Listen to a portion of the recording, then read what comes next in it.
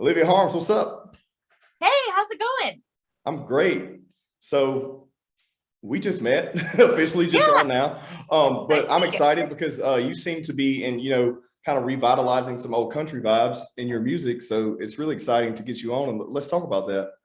Yeah, well, I've always been like really kind of someone who wants to bring honky tonks back, being from the Northwest. Like we don't have a whole bunch of honky tonks up here. I mean, there's definitely a love for traditional country, but after I started spending time playing music in Texas, I was like, we got to get this stuff coming back to life because we need steel guitar, twin fiddle, story songs, all that good stuff. So that's what I'm here to do. That's awesome. So tell me how you got into this. So my mom's a musician, and I grew up playing with her ever since I was little. I was actually on stage at 2 days old, and so she's like, "Hey, kid, like you're coming on the road, and this is going to be your life." And so I loved it ever since I was little. And then when I started to get into like my teenage years, she said, "If you don't want to do it anymore, no worries. There's no pressure." But I grew up loving the adventure of going new places, meeting new people, and picked up a guitar, started writing songs, and now this is what I get to do for my career. So I'm very lucky to do something I love. What age did you start like performing? Like what would you say was your first maybe unofficial performance? Yeah, I don't know. I probably started singing like I want to be a cowboy's sweetheart at like 5 or 6. Okay. Get up on stage, twirl the microphone, chord around, and dance around. I thought it was great. And then I just never really quit. And how old are you now? 26. Okay, so 20 years singing. 20 years. Yeah.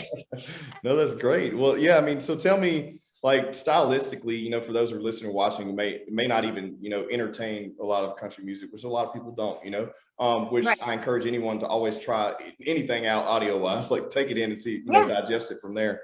But what would you say if you had to style up your sound, what would it be in your opinion? Yeah, for someone who's like looking for something really broad, I would say I try to be like a female George Strait.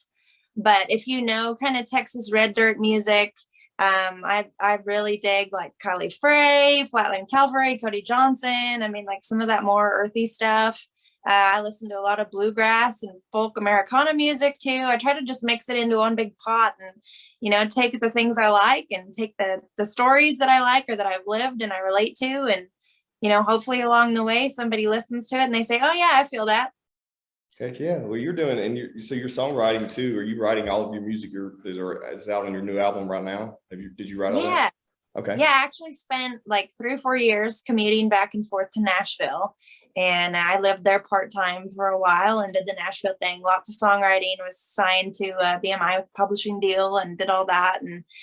And then I thought, well, it's not really my vibe. I love Nashville. That's where all the creative energy is. But like Texas has got the music that I relate to most and the listeners that I relate to most. And so that's kind of where I've directed my attention. Well, that excites me because we were talking about this just for a second before we started. But like I'm really into like Charlie Crockett sound right now. Like I love those Yeah. vibes.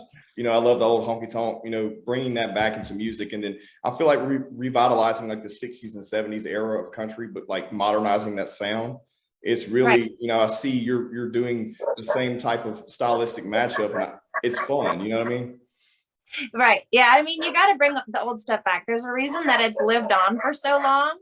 And you could probably hear my dogs in the background. They're my travel buddies. But no, there's a reason that music is like lived on from the 50s and the 60s. It's because they have this great way of telling a story and getting listeners to relate to it. I mean, you really can't top some of those people like Merle Haggard and Buck Owens and Johnny Cash. So when you get somebody like Charlie Crockett, who's kind of bringing it back and even doing some of those old songs, but in a new modern way, I love it. I'm here for it. What would you say is your favorite artist from the '60s and '70s? Female first. Female, oh gosh, probably Dolly Parton. I mean, that's hard to top her. I think that's everybody's favorite, but I Yeah. mean, she's Dolly. You can't do any better than that. Oh, it's great. I always love Loretta Lynn too. I like the raspy, side of that. I don't know why, Oh but yeah, she's like, she's she's a baddie. You yeah, can tell that she's yeah. not going to put up with No, anything. no, she didn't put up with no bullshit. Like she was crazy. That's Um, it. what about male artists from that era? I love Merle Haggard. I think he's like also a really popular one, but man, he's like got that great voice. And even Yeah. like Buck Owens, like I mentioned, he's from the West Coast like I am. And so having that kind of Bakersfield sound Okay. and doing it different, is really kind of cool. I'm always interested in hearing how somebody can take country music and make it a little bit different. Yeah. So where are you from? That's where I'm from. I'm from Oregon, just Okay. a little small town called Canby. And I grew up on a century farm. So it's been in our family since 1872.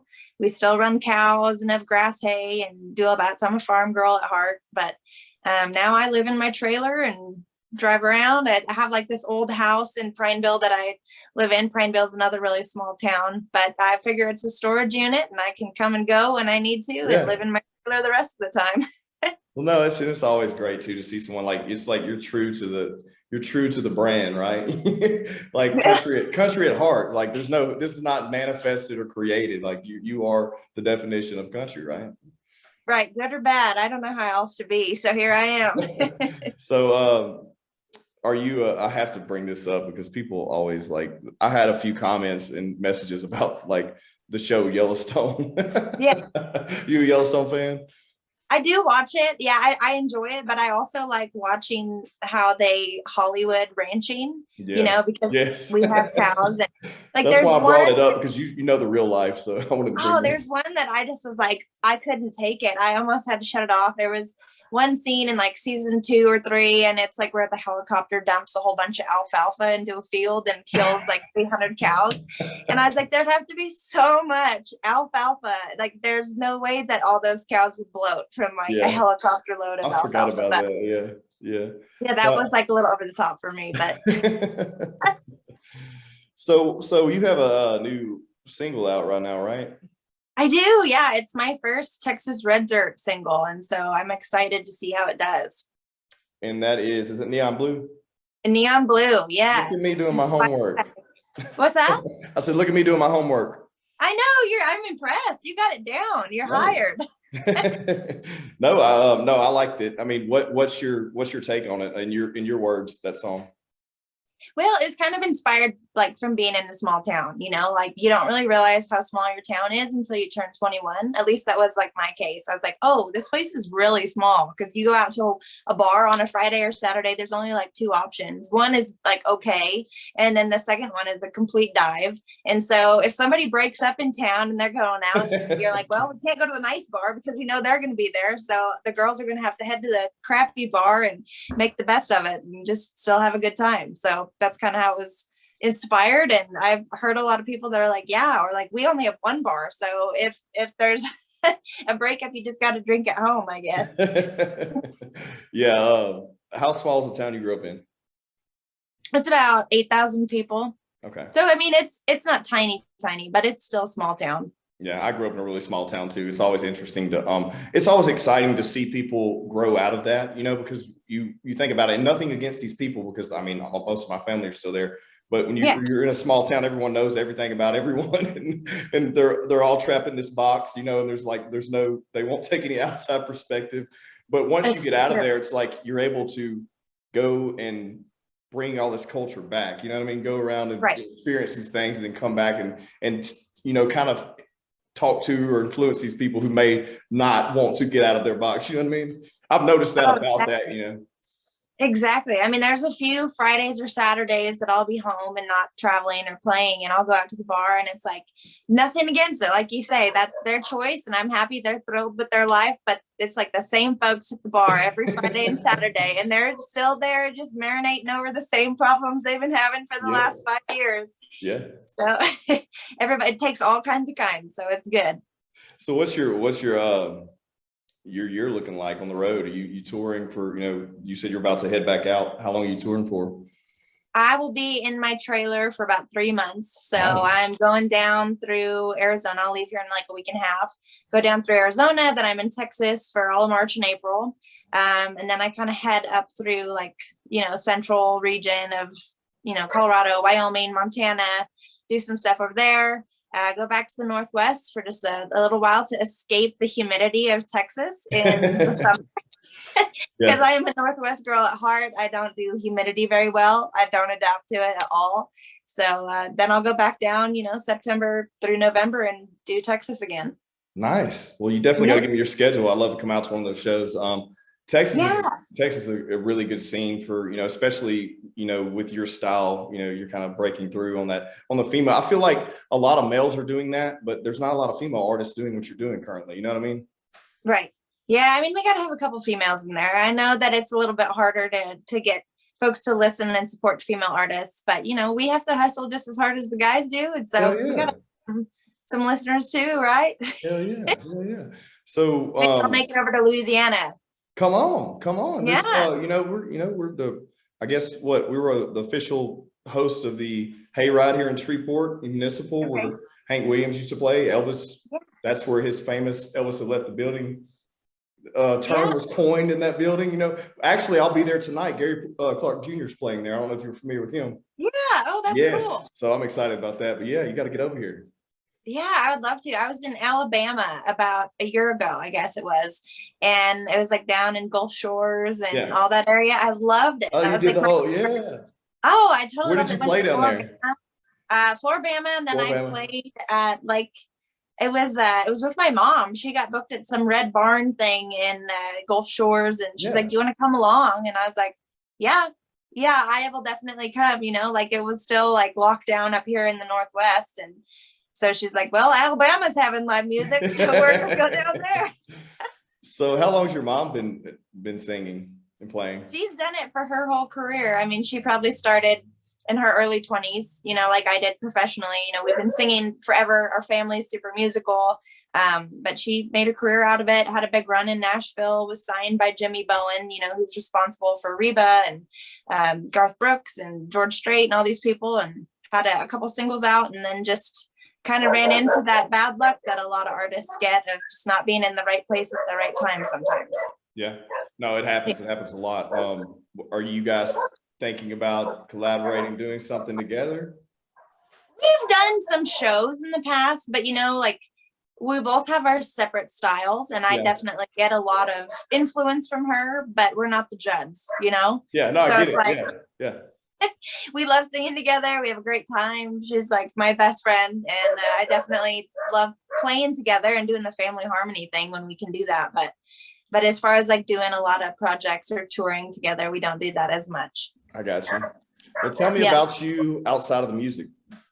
Outside of music. Well, I obviously have 2 dogs, and they go everywhere with me. They're 2 little cow dogs, Luna and Elmer. And so they are like the closest thing to kids that I have right now. We like to go on a lot of adventures. I love being outside, anything outside on the lake, hiking. Since I'm a farm girl, that's where I'm happiest, is just outside enjoying nature. And so if I'm not singing or working on social media and all that other stuff, you could probably find me outside. So are you a one-man band? Are you doing all of your own marketing and all of your own booking and all that? I am. That is super impressive. I'm sorry, I have to ask you, because marketing that's what I do for a living, is marketing for, and I have to ask you because I'm impressed, because I was looking through some of your, your media, and you're just getting an idea, trying to get a feel for you before I like to kind of proof my guests before I have them on. So I'm not just, in the dark here, you know what I mean? Right. And I was like, man, if she's doing her own stuff, she's doing a good job. Everything is copacetic and flows, and she's got a good, a good image here going. And she looks like, also you're doing all your own bookings. This is a lot of damn work. People don't understand how much hours and hours and hours of developing content, staying on the phone with people, trying to, get in certain shows, and then lay out a schedule to where it works with your travel, and all those things. It's a lot. It is. I mean, it's one of my favorite questions. I try not to get too hot-headed about it, but when people let's go. You can get hot-headed. I don't care. What's your real job? And I'm like, oh man, this is a full-time deal. The singing on stage and getting to go hang out with people, that's the fun, easiest thing. Sitting at home trying to make it all work and make sure I'm not in West Texas and East Texas one day apart, and make sure that it's cohesive, or figuring out bands when I need to have band players. Well, there's my local guys here in Oregon, but then I get down in Texas and there's people I can use in one side, north or south, but they're not always ready to travel. So there's a lot of coordinating that goes into it. And then just the social media, that's a whole nother beast. So you're right on. It's full time. Well, I mean, a lot of people they don't think about things, they realize that, someone, especially someone in your position who's up and coming, and, it takes you can't as you're growing, you can't forfeit all of everything that's coming in to have a team Right. to help you with that. It just doesn't Right. work that way. You have to hustle, like, unless you're just someone gave you a bunch of money and said, here you go. But most people, it don't work that way. Like Wouldn't that be you nice? have, yeah, no shit, right? You have to hustle, you know, you have to get out there and grind it, you know, and that's what makes or breaks. I think that's a big thing that makes or breaks an artist in the first, you know, as they start up and coming. And I feel like that you Right. have that hammered on point. Well, I want it, you know, I mean, I like the hustle. I love a good challenge. So I think I enjoy the, you know, the challenge of seeing if I could get it done and just like finding new opportunities to get my music out there or go play new places. So I think you got to have that mindset and that mentality to want it bad and to be hungry enough to go out there and see how much you can get done in a day. Because Yeah. otherwise, man, there's nobody telling you to do anything. You're your own boss. So that part could be a little bit of a struggle if you're not really motivated. Yeah, no, I completely agree. It's one of those things where if you're not passionate about it, it's just not going to line up, you know, at this point. Right. There's too many people out there trying to with the same goal as you, no matter what industry you're in. You know what I mean? If you're not going Right. to be the one willing to get out there and grind, it's just not going to happen. Yeah, no, you're spot on. That's the truth. Well, so you play guitar too, right? I do. Okay. Yep. I learned to play guitar at a young age. Santa Claus brought me one at 6. Okay. And I was just like right on it. I just decided that that was going to be my thing. And my mom always said, if you're going to be a musician one day, you don't want to rely on somebody else backing you up. You want to be able to have your guitar and whip it out whenever you need to. And that way, if all else fails, at least you can accompany yourself. So Yeah. I'm not really good at playing too much else, but at least I can kind of get through a guitar and play some songs for a while. Are you what type of guitar you play? I have a couple. Right now, I have a Rode guitar that like a company out of Boulder Creek, Colorado sent me, and it's just called Boulder Creek Guitars. And so they were like, hey, we see you do a lot of traveling. Can we send you a guitar just, you know, for exposure? And that way, if something happens to it, it's not like you're ruining one of your Taylors or like a really Right. nice one. I have a jumbo Epiphone that I like to use. Oh, I have a jumbo phone. I love it. Yeah, so I have a couple that I really like, but I guess the little Boulder Creek one has been nice for at least for a little while, because if something happens, I don't feel too heartbroken.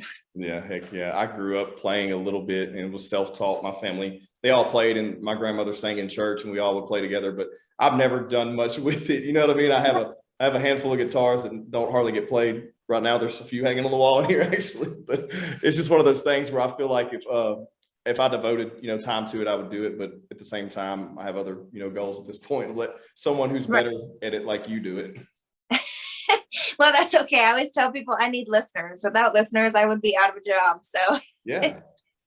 so I'm glad, but I bet if you put your mind to it, you'd be great. And we'll just like have you come up when I get to Shreveport and you can play along. It'd be great. I can knock some chords out at least. That's about it. There we go. I can do harmony. That's about it.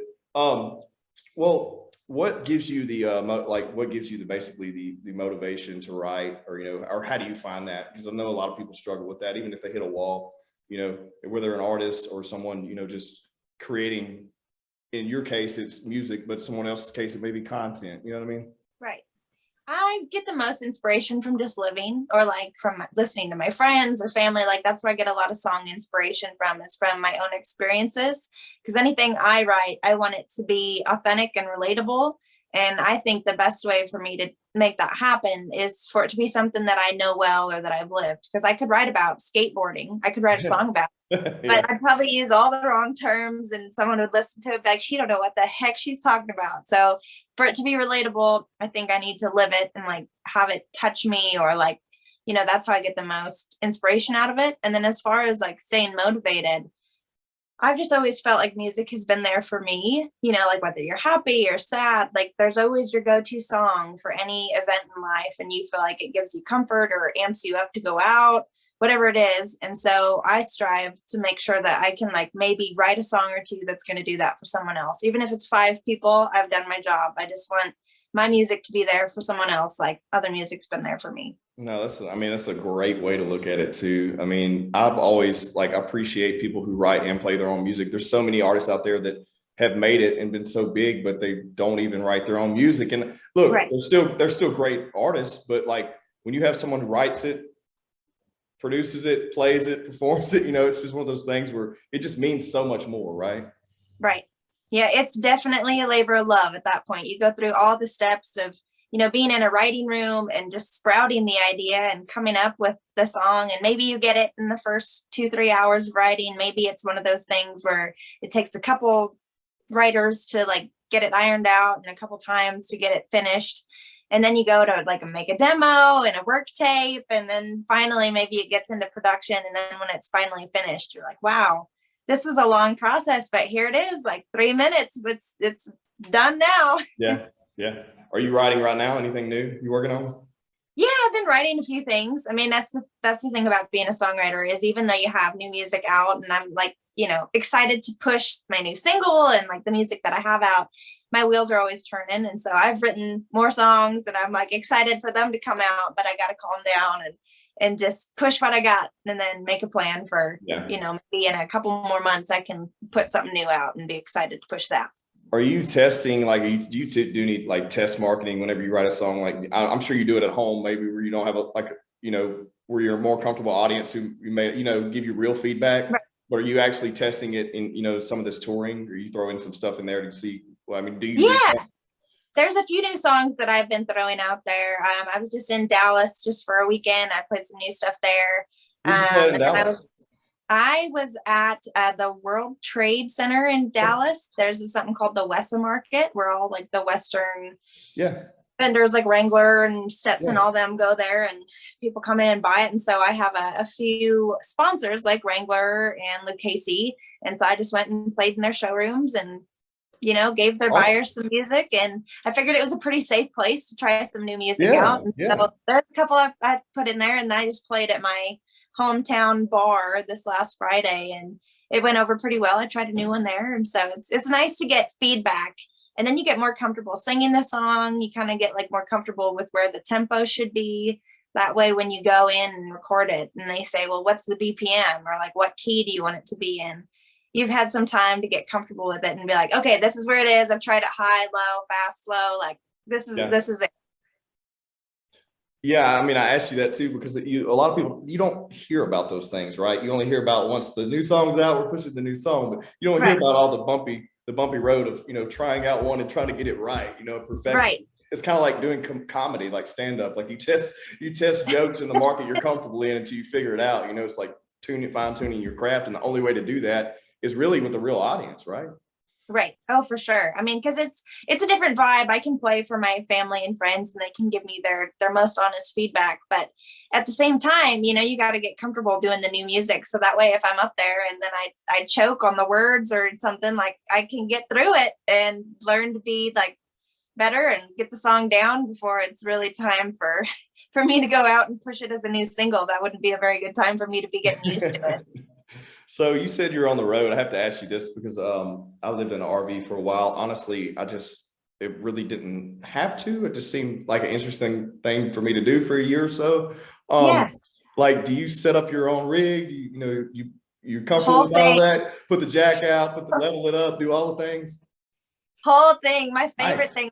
So I love it. It's great. I mean, I really enjoyed it. The first time that I came up with this idea was like probably 9 months ago. And I was like, well, I really want to go play in Texas and like broaden my horizons. So how am I going to do this so I can take my dogs, have places to stay, have a vehicle? And then I just sprouted this idea to have a trailer. And so I called my parents and I was like, I'm a blonde little gal and I'm going to just drive a trailer from Oregon to Texas.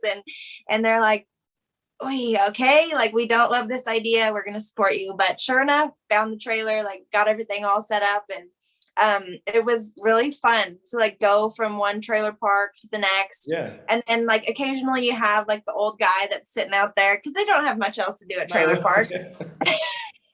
And only people know this if they experienced it, but I know exactly what you're talking about. I know, and it's great. Like there would always be some guy and he's like, well, where's your man at? And I'm like this is it, like I ain't got one, and or I'd like make up a story and get back inside the trailer and shake it around and yell at this like pretend guy, really put on a show and tell him that he's a lazy, lazy piece and that he needs to get out and help me. And then I'd come back out and old man would be sitting there like, oh, okay. Like, but it's been a lot of fun. There's definitely a learning curve I think driving it is not that hard because I grew up, with trailers and stuff being on a farm, but I think like I don't love emptying the tanks. That's not my favorite No, that's job. not fun. No.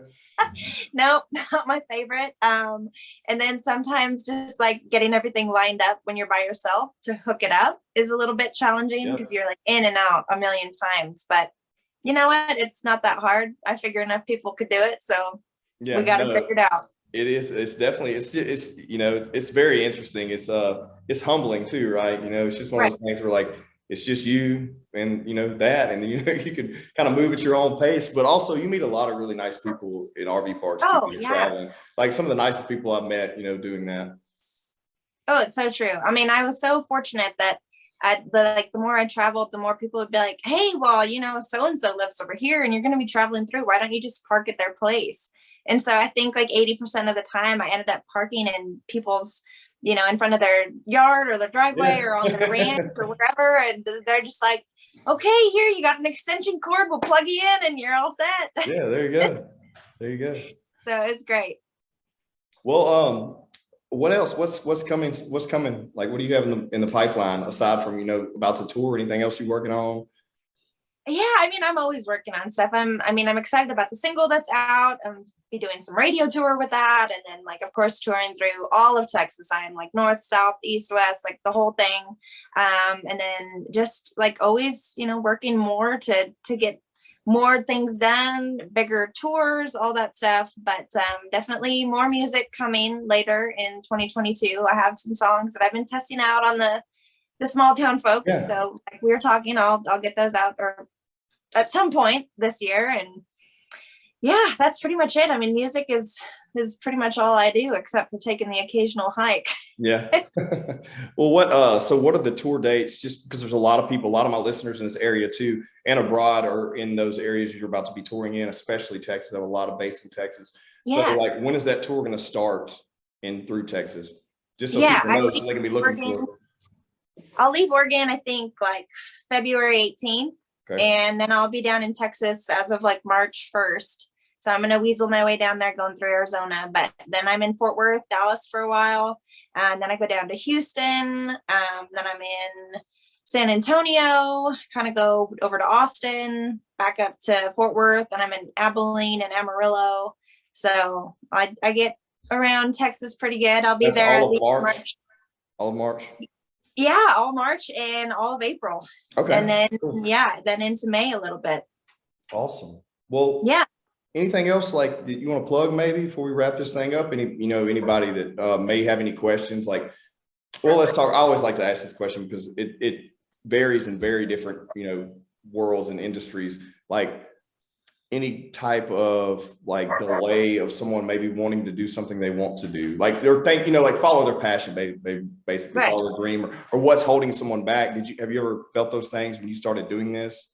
Oh, absolutely. I mean, there's always going to be like 90% of people will always support you. And then there's going to be 10% that want to see you fail. And so I would say like, do your dream. There's anything that you want real bad or like anything that's good is not going to come easy. But if you work hard and you stay motivated and stay after it, like it'll turn around. You'll get some reward out of it. So, I mean, I think it's much better to follow something that you are dying to do and you have a passion and you live your life doing that rather than like sitting and doing a job that you hate every day. I would much rather live my life trying to do what I love than just do something that helps me get by. But yeah, if you got a dream, keep after it. No, I agree. Now, as far as, have you seen like what's been the worst adversity you may have ran into during this process? Oh, I mean, I've been lucky. I haven't had anything like too terrible. I think a lot of people just doubt you as a woman though, or like a female artist. I think they just figure that you're not going to work as hard as a guy will, or why do you think that is? I don't know. I mean, at least in Nashville, they say that as percentage wise, most guys will listen to a guy singer and most girls want to be sang to, like by a guy singer, and pretend they're the girl in the song. So that does make it a little less likely that they'll female on and be excited. But I mean, you think of some of the great females like Shania Twain and Dolly Parton, Miranda Lambert, Carrie Underwood, like there's plenty of females that get it done and that people love to listen to. And so I don't think that there's really a reason that women should be harder as artists to break, but I think it is what it is, and I've just accepted it and just taken it as a challenge to prove them wrong, I guess. No, I mean, you're doing well, because like I said, whenever I, realized who you were and then listened to your music, I was like, well, you definitely are unique, and that's something you have to have in music, right? Because there's so many people that they get on a trend of sound, right? This is the new trend, so we're going to run with this trend. Well, the thing is, you can only ride that train so long, and then it runs out, and then you're just another sound from that one little era, right? Right. There's so many one-hit wonders. How many one-hit wonders have we seen in the 90s country spectrum? They dropped that song. The songwriter had a great song out that went well with that decade, or that month or whatever was popping. They cut that album, cut that single, whatever. It did great, and then nothing else ever happened. You don't want to be that. You don't want to be that person, right? So no, staying true to your sound, not adjusting it just based on perspective, or what the current, trend is right now.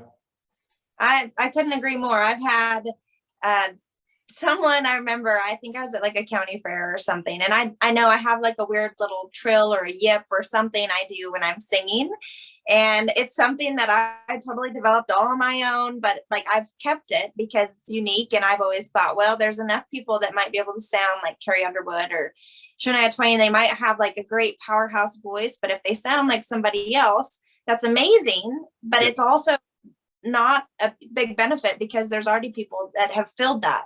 So there's like this balance of like, okay, it's great that you can sound that way, and maybe you do really well at like a Vegas show where you're impersonating somebody. Yeah. But as far as branding yourself, if you have a sound that's very similar to someone who already exists, it's a lot harder for that uniqueness to happen. And I had somebody tell me that I had to get rid of my little yip, trill, whatever it's called. He's like, that's never gonna make it. And that's fine. There's always gonna be people who are doubting you and wanting to watch you fail. But needless to say, I kept it, and I think I'm doing okay. Yeah, heck yeah. You said you were in Nashville for a little while. Recently went there a few weeks ago, and I did notice that, and I'm not too up to par on exactly what your guys' process is, but I noticed a lot of these artists are just playing cover music the whole time, right? Right. And not really get to play a lot of originals because you want to engage with the patrons. What was that like for you? Were you having to do a lot of that too, just because that's what they were wanting you to do, or how does that work? Yeah. Especially on Lower Broadway, they kind of encourage you to mostly do covers. And I think that's why I never played down there very much, is because I thought, definitely that's one way to get your name out there, and that's a way to make money. And I'm sure that it's very profitable to go play down on Lower Broadway. I mean, the few times I did it, it was great, but I really pride myself in being a songwriter, and given the choice between artist and songwriter, it would be a really difficult choice because I love the people part of being an artist, but writing a story that hopefully someone can connect with, that's my favorite part of what I get to do. And so to give that up and not play any of the songs that I worked so hard on writing, or like I'm proud to share with people, was kind of a deterrent for me to sing down there. And so when I do shows now, I throw in covers, especially when it's like a 3-4 hour show. Yeah. I could play my songs the entire time, but you're probably going to lose a little bit of interest if people don't know who I am. And so to throw in like Jolene or, White Liar or something every once in a while where someone's going to be able to sing along and you pique their interest and get them to sing along, that's great. And there's no harm in that. But I think having that balance between originals and covers is really important. Well, yeah, I completely agree. I always respect this too, as someone who, you have your sound, but if you do play a cover, you do it differently.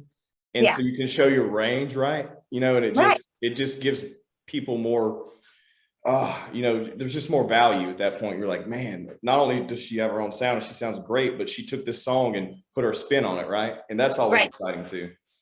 Yeah, if you can make it your own and it's somebody else's and it sounds like it was your song, then that's a big kudos to you, because it's a hard thing to do. Would it be too forward for me to ask you to play us something? No, I'll just grab my guitar real quick. Let's do it. Okay. Just let me unzip it and we'll be right back. All right.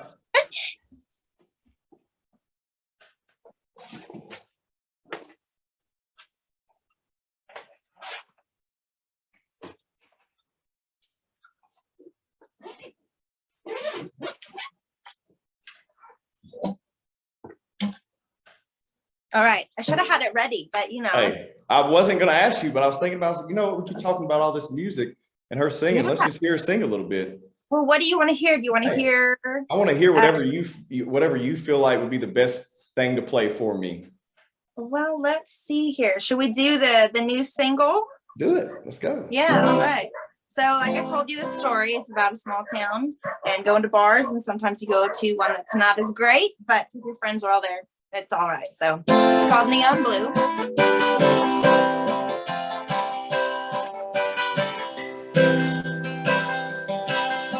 There's only 2 bars in this tiny little town, and I really need a drink.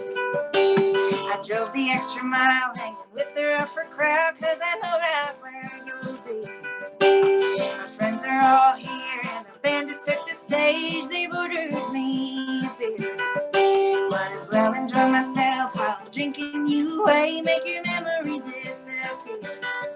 I'm gonna drown my sorrows in neon blue. Find a cowboy to dance me around the room. Forget you for the night is through. No, my heart's not broken, just neon blue. No, my heart's not broken, just neon blue.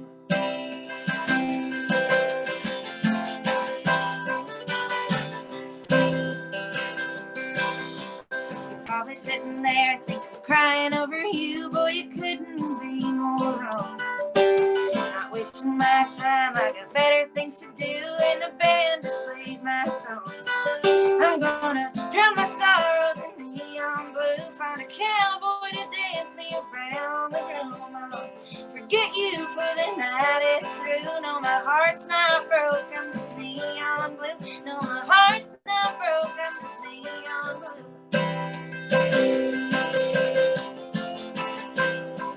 You can use your imaginary band here.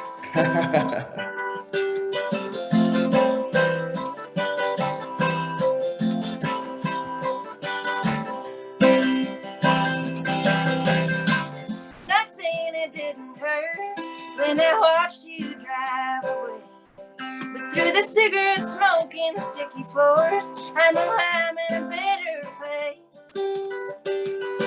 I'm gonna drown my sorrows in neon blue. Find a cowboy to dance me around the room. I'll forget you for the night is through. No, my heart's not broken, just neon blue. No, my heart's not broken, just neon blue. No, my heart's not broken, just neon blue. No, my heart's not broken, just neon blue.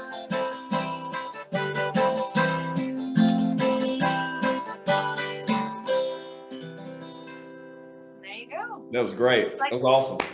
Well, thank you very much. No, I mean, like I said, I've heard it on Spotify, but I wanted to hear it live, Yeah, we gotta hear it live, right? Yeah.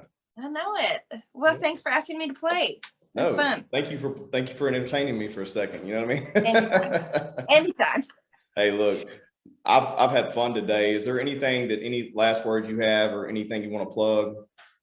Well, I just want to say thanks for having me. Yeah, of course. Like, thanks for taking a chance on me. I mean, that's what we're talking about is like, doing all the jobs. I got to do my own PR, and I heard about what you were doing, and I was like, well, maybe I'll reach out and see if you'd be up for like having a country artist. So thank you for taking a chance on me. I appreciate it. I'm so excited you reached out, because typically I reach out to people, and most of the time when people reach out to me, they don't even know what I'm doing, know anything about it. They just immediately say, this is a chance for me to plug something. Or they just know, like, they don't even investigate to see that they really don't even fit in the spectrum of what I'm doing here, right? Right. So when you did, I was like, this is awesome. So I was super excited. So thank you for reaching out to me. Well, we're both thankful. It's great. Yes, heck yeah, for sure. Well, look, it's been a great time today. Everyone can follow you on Instagram. Yes, Instagram, Twitter, Facebook, TikTok, all the stuff. Okay, awesome. Well, thanks so much for your time. Thank you. We'll see you in Shreveport sometime. Hey, let's do it. Okay. See ya.